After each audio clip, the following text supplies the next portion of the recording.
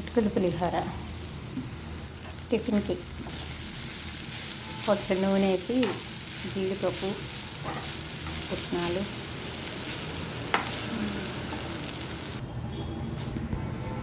అటుకుల పులిహోరకి కొంచెం అటుకులు కడిగి పెట్టుకొని తడిపొడిగా ఉంచుకొని చింతపండు కొంచెం గుజ్జు తీసి పెట్టుకొని ఉంచుకుంటే తాలింపు బాండీలో కొంచెం నూనె వేసి శనగపప్పు మినపప్పు ఆవాలు జీలకర్ర కొద్దిగా ఇంగువ వేసుకోవచ్చు. ఇష్టమున్న వాళ్ళు కరివేపాకు పల్లీలు జీడిపప్పు. ఈరోజు నేను మొక్కజొన్న విత్తనాలు కూడా వేశాను, కార్న్ ఫ్లోర్ అంటారు కదా, వేశాను.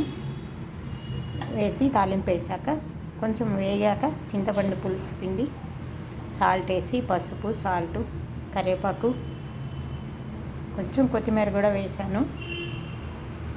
వేసి ఆ అటుకులు తడిపి పిండిన అటుకులు వేసి ఒక 10 నిమిషాలు మగ్గించుకుంటే చాలు, అటుకుల పులిహోర రెడీ అయిపోతుంది.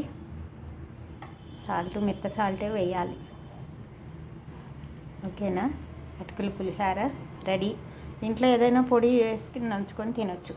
చట్నీ పొడి, కారపొడి, నువ్వుల పొడి ఏదైనా వేసుకొని నంచుకొని